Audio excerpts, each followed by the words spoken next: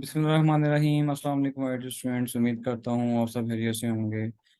आज हम second year physics first chapter के एक्सरसाइज शॉर्ट क्वेश्चन डिस्कस करने जा रहे हैं, जो कि पेपर के पॉइंट ऑफ व्यू से काफ़ी इंपॉर्टेंट भी हैं। तो साथ साथ मैं आपको बताऊंगा कि कौन सा क्वेश्चन जो है वो ज़्यादा इंपॉर्टेंट है पेपर के पॉइंट ऑफ व्यू से। तो स्टार्ट करते हैं वेरी फर्स्ट क्वेश्चन से। वेरी फर्स्ट क्वेश्चन क्या है? The potential is constant throughout the region of space. Is the electric field zero और non zero in this region? इसका मतलब ये है कि बेटा, दो पॉइंट्स आपके पास किसी भी जगह पे किसी भी स्पेस में, उन दो पॉइंट्स के अंदर पोटेंशियल की वैल्यू क्या है? कांस्टेंट है। ठीक है, पोटेंशियल की वैल्यू क्या है? कांस्टेंट।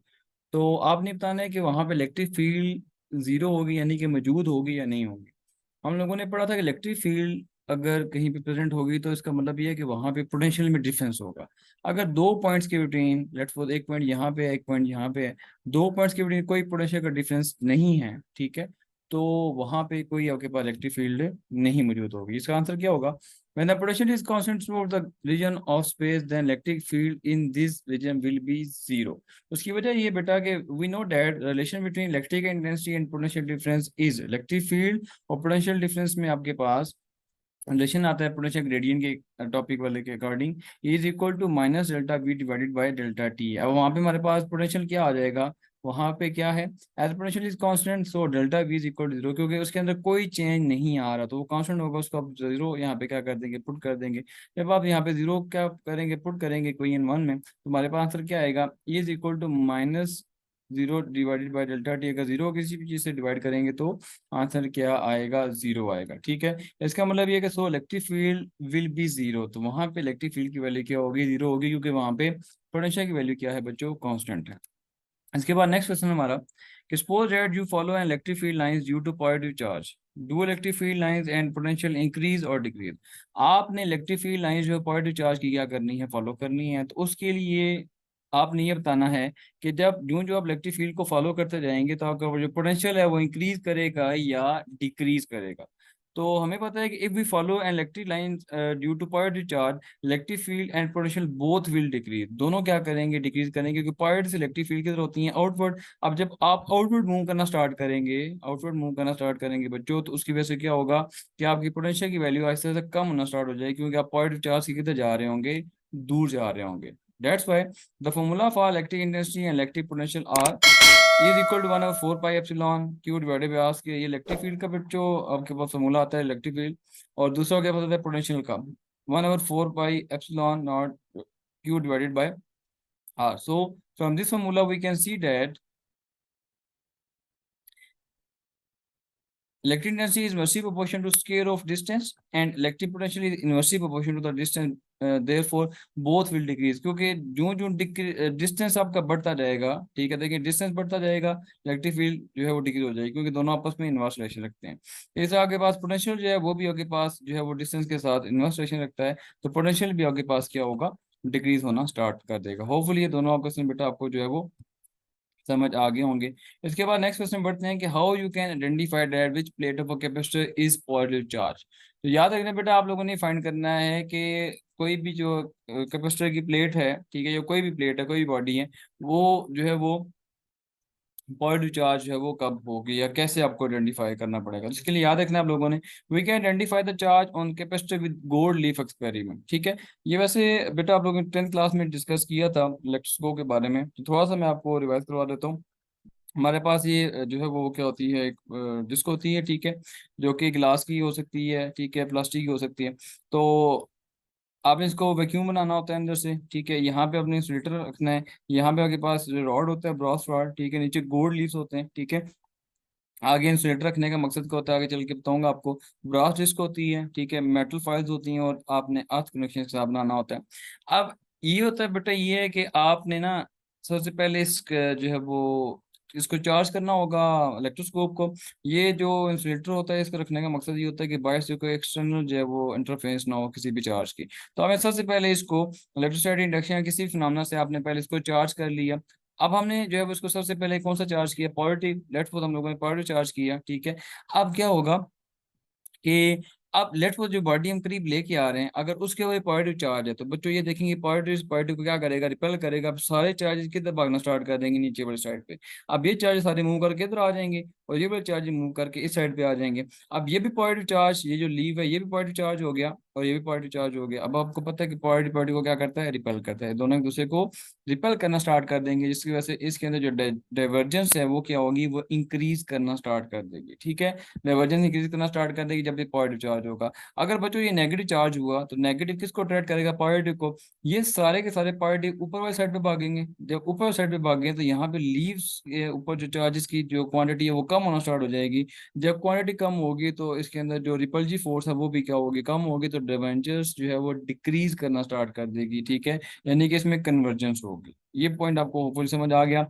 नेगेटिव आया चार्ज, ये वाली बॉडी नेगेटिव हुई तो जो है आपकी कन्वर्जेंस होगी। ठीक है, और अगर ये बॉडी पॉजिटिव हुई तो वो क्या होगी, डाइवर्जेंस होगी। तो इसका आंसर पढ़ते हैं।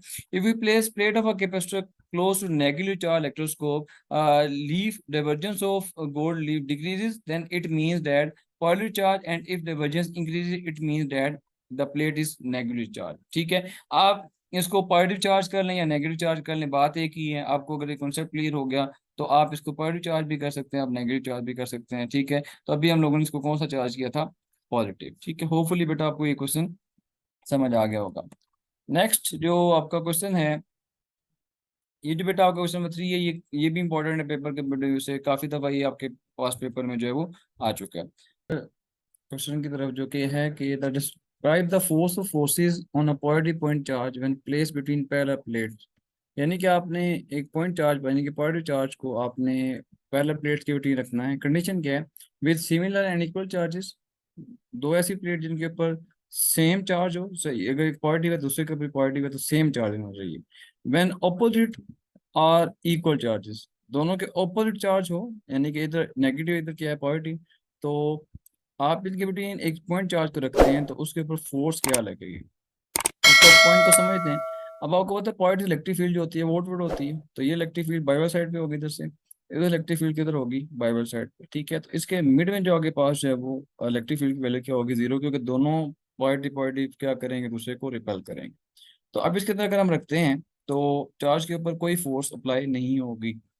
When a positive point charge is placed between parallel plates with similar and equal charges plate, then net force will be zero, क्योंकि इसके मिड में कोई फोर्स नहीं, क्योंकि पॉजिटिव से इलेक्ट्रिक फील्ड जो आउटवर्ड है, इधर भी इलेक्ट्रिक फील्ड किधर है, आउटवर्ड, तो मिड में जो चार्ज के ऊपर फोर्स लगेगी वो क्या होगी बच्चों, जीरो होगी। Reason we know that the expression of electric force is, हमें पता है कि चार्ज के ऊपर जो फोर्स लगती है इलेक्ट्रिक फील्ड के अंदर वो क्या होती है, F is equal to Q E. अब F1 is equal to F2 is equal to F, यानी कि अब जो फोर्स लग रही है वो एक दूसरे के जो ऊपर जो लग रही है दोनों के ऊपर, वो क्योंकि फोर्सेस सेम है, क्योंकि चार्जेस के ऊपर मैग्नीट्यूड की वैल्यू क्या सेम है।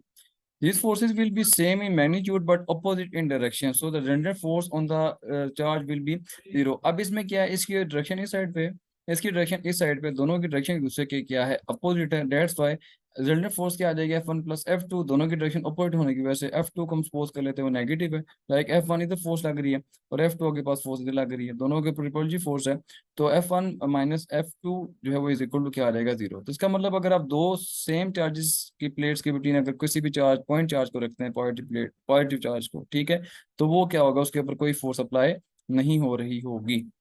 नेक्स्ट है, when a positive point charge is placed between two parallel plates with opposite and equal charges, then force will be double. अभी डबल क्यों होती है, 2F क्यों हो जाएगी, तो वो सुने।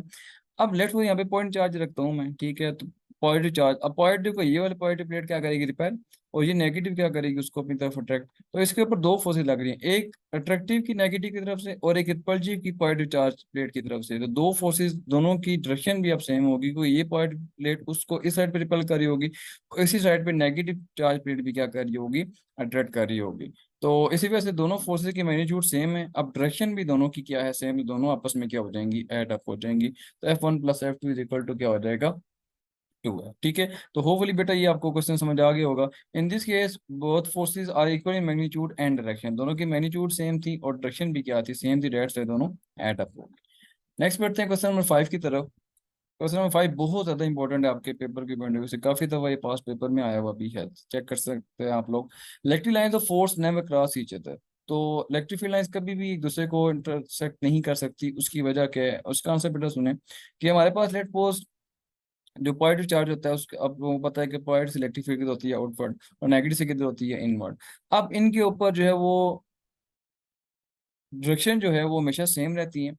अगर ये दूसरे को इंटरसेक्ट करना स्टार्ट करें, लाइक यहाँ से एक इलेक्ट्रिक फील्ड लाइन जो है ये वाली, ये मूव करके इधर साइड, इस साइड पे आना स्टार्ट कर दे, तो क्या होगा? अब इसकी इस जगह पे दो डायरेक्शन हो जाएंगी। एक तो ये पहले जिधर जा रही थी एक डायरेक्शन इसकी ये थी, आगे से जाकर डायरेक्शन क्या करती थी, रिवर्स कर ली। तो ये सब पॉसिबल ही नहीं है, क्योंकि पॉजिटिव से चार्ज से जो इलेक्ट्रिक फील्ड निकलती हैं उन एक दूसरे को हमेशा वो क्या करेंगे, क्योंकि ये पॉजिटिव से निकल रही है, ये पॉजिटिव से निकल रही है, तो हमेशा एक दूसरे को समझ लेंगे ये क्या करती हैं, ये अपोज करती हैं, क्योंकि सेम चार्ज से निकल रही होती हैं। इस तरह नेगेटिव से भी वो जब इंटर हो रही होंगी तो वो भी नेगेटिव नेगेटिव से जो क्या होता है वो भी एक तरह से आप लोग याद रखने की कह सकते हैं कि वो रिपेल करता है।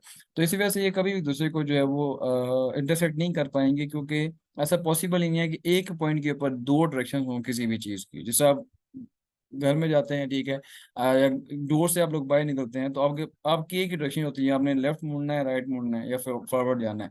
आप पहले टाइम ना राइट जा सकते हैं ना लेफ्ट जा सकते हैं, तो आपकी डायरेक्शन एक ही होगी। ऐसा पॉसिबल ही नहीं है कि हम कहेंगे ये एक बंदा है वो राइट पे भी गया और लेफ्ट पे गया है, तो ऐसा पॉसिबल भी नहीं है, ठीक है, फिजिकली ये इम्पॉसिबल है। एक्सप्लेनेशन की देखते हैं। Electric lines of force never intersect with each other because electric intensity E has only one value and direction at given point. किसी भी पॉइंट के ऊपर उसकी एक ही क्या होगी, डायरेक्शन होगी। If field lines intersect each other, E could have more than one direction of E, which is physically impossible. अगर वो इंटरसेक्ट करती है एक दूसरे को, तो उनकी डायरेक्शन जो है वो एक डायरेक्शन से ज्यादा हो जाएगी, जो कि पॉसिबल नहीं है। तो ये बेटा इसका जो है आंसर, होपफुली आपको ये पॉइंट समझ आ गया होगा। नेक्स्ट क्वेश्चन बढ़ते हैं। If a point charge q of mass m is released in a non-uniform electric field, lines in the same direction pointing, will it make a rectilinear motion? अगर आप लोग किसी एक जो है वो चार्ज को ऐसी फील्ड में रिलीज करते हैं जो कि नॉन यूनिफॉर्म है, ठीक है, देख सकते हैं कहीं पे फील्ड क्लोज लाइन है, कहीं पे दूर है, तो ये यूनिफॉर्म नहीं है, नॉन यूनिफॉर्म है। तो क्या वो रेक्टिलिनियर मोशन परफॉर्म करेगा? रेक्टिलिनियर मतलब होता है स्ट्रेट लाइन, ठीक है। तो इसमें बेटा दो चीजें आ जाएंगी। If a point charge Q of mass M is release non uniform electric field, then there are two possibilities. Two possibilities क्या हैं? If a point charge is released in a non-uniform field produced by a positive and negative charge, then it will move in a curved path. क्योंकि अगर मैं यहाँ पे एक point charge को या किसी भी चार्ज को रखता हूँ, तो पॉजिटिव से लेफ्ट को पॉजिटिव चार्ज है, पॉजिटिव पॉजिटिव क्या करेगा, रिपेल, और ये इस डायरेक्शन में ऐसे मूव करना स्टार्ट कर देगा यहाँ पे, तो ये कर्व पाथ बनाएगा अगर वो फील्ड पॉजिटिव और नेगेटिव चार्ज की हुई। दूसरा केस हमारे पास क्या आएगा? If a point charge is placed in a non-uniform field placed by a positive और नेगेटिव चार्ज है, it will make a rectilinear motion. अगर आप सिंगल फील्ड लाइन की बात करें, जिसमें मैं कहता हूँ पॉजिटिव चार्ज की या नेगेटिव चार्ज की इलेक्ट्रिक फील्ड, तो अगर पॉजिटिव में रखोगे, यहाँ पे पॉजिटिव होगा, तो बिल्कुल इस डायरेक्शन में सीधा मूव करेगा, क्योंकि पॉजिटिव पॉजिटिव क्या करेगा, रिपेल, तो बिल्कुल सीधी डायरेक्शन में मूव करेगा, तो वो रेक्टिलिनियर मोशन होगी। इस तरह अगर मैं पॉजिटिव चार्ज को यहाँ पे रखता हूँ, तो ये इसको अट्रैक्ट करेगा। अब इसकी डायरेक्शन डाउनवर्ड होगी, इनवर्ड होगी, लेकिन वो भी क्या होगी, स्ट्रेट लाइन। तो ये याद रखिएगा, अगर दो चार्जेस की वजह से फील्ड बन रही है, पॉइंट नेगेटिव साइड पे, तो कर्व पाथ होगा, और अगर एक चार्ज की वजह से फील्ड बन रही है, तो हमेशा क्या होगी, वो स्ट्रेट लाइन होगी। होपफुली पॉइंट ये बेटा आपको समझ आ गया होगा। नेक्स्ट बढ़ते हैं क्वेश्चन 7 की तरफ। Is E necessary zero inside a charged rubber balloon if balloon is spherical? हमारे पास एक बलून है, वो स्फेरिकल है, तो उसके अंदर जो है वो इलेक्ट्रिक फील्ड लाजमी है कि जीरो होगी या नहीं होगी। Assume that charge distributed uniformly over the surface. अब एक हमारे पास सफेयर है, उसके सरफेस के ऊपर तो चार्ज मौजूद है, लेकिन उसके इंटरनल स्ट्रक्चर में, इंटरनल जगह पे किसी पे भी चार्ज मौजूद नहीं है। अगर देखिए पॉजिटिव आउटसाइड है, तो पॉजिटिव पॉजिटिव क्या करेगा, रिपेल, इसकी जो फील्ड लाइन बनेगी वो आउटपुट बनेगी, मिड में कोई भी आपके पास है वो, तो इसका इफेक्ट नहीं होगा। The electric intensity in this case will be zero because according to Gauss law हमें पता है कि phi is equal to Q और एप्सिलॉन होता है, ठीक है। अब क्योंकि मिड में कोई चार्ज मौजूद नहीं है, यहाँ पे कोई चार्ज नहीं, चार्ज जीरो है, तो यहाँ पे हम क्यू की जगह क्या पुट कर देंगे, जीरो।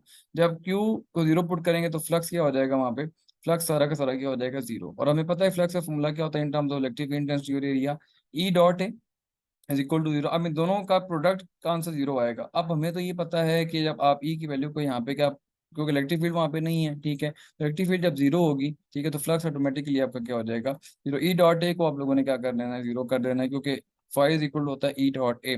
अब हमें ये पता है इसका एरिया तो कभी भी जीरो नहीं हो सकता, तो एरिया तो कभी भी जीरो नहीं है, लेकिन उसके अंदर जो फील्ड लाइन होंगी, ठीक है, इनर साइड पे, वो क्या हो जाएंगी, वो जीरो हो जाएंगी। तो ये बेटा आपका जो है ना एक इंपॉर्टेंट शॉर्ट क्वेश्चन है।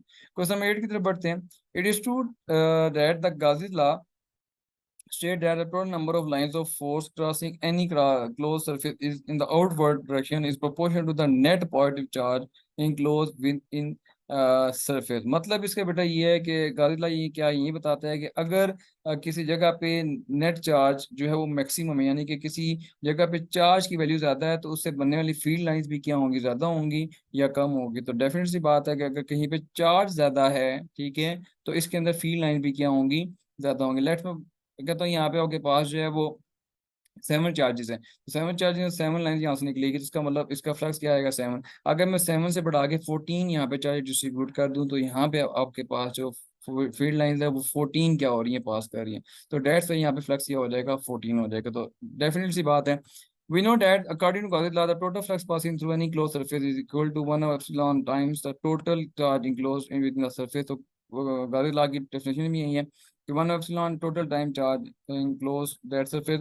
तो 1 एप्सिलॉन इसकी जगह टोटल चार्ज की जगह आ जाएगा क्यू। तो अब हमें पता चलेगा टोटल फ्लक्स जो है वो डिपेंड करता है चार्ज के ऊपर, ठीक है। तो जितना चार्ज ज्यादा होगा किसी जगह के ऊपर, उससे बनने वाली फील्ड लाइंस भी क्या होंगी, ज्यादा होंगी। Hence flux passing through the closed surface is always equal to the positive charge enclosed by it। Lines of force will be readily moving away from a closed surface containing the charge। वही बात है कि अगर positive charge कहीं पे भी मौजूद है, तो इससे जो आपकी फील्ड लाइंस होंगी वो बाहर होंगी। तो जितना चार्ज ज्यादा होगा उसके अंदर से फील्ड लाइंस भी उतनी ही ज्यादा आउटवर्ड डायरेक्शन में मौजूद होंगी। तो होपफुली आपको ये बड़ा क्वेश्चन समझ आ गया होगा। अब लास्ट क्वेश्चन की तरफ बढ़ते हैं। Do electron tend to go to region of high potential और ऑफ लो पोटेंशियल। ये भी काफी इंपॉर्टेंट है आपके पेपर के पढ़ने से।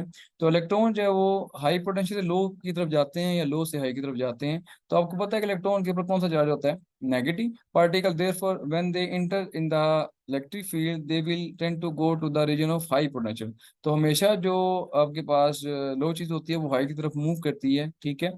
तो अगर आप उसके वर्क डन करते हो, तो इलेक्ट्रॉन के ऊपर क्योंकि नेगेटिव चार्ज होता है, तो नेगेटिव जो है हमेशा वो किधर से मूव करेगा, नेगेटिव लो पोटेंशियल पे होता है, तो नेगेटिव से हमेशा वो किधर मूव करेगा, पॉजिटिव साइड पे। क्योंकि नेगेटिव है तो वो अलग पॉजिटिव प्लेट उसको क्या करेगी, अपनी तरफ अट्रैक्ट कर लेगी। तो ये पॉइंट हमने याद रखना है कि हमेशा इलेक्ट्रॉन जो है वो लो पोटेंशियल से हाई पोटेंशियल की तरफ क्या करता है, मूव करता है।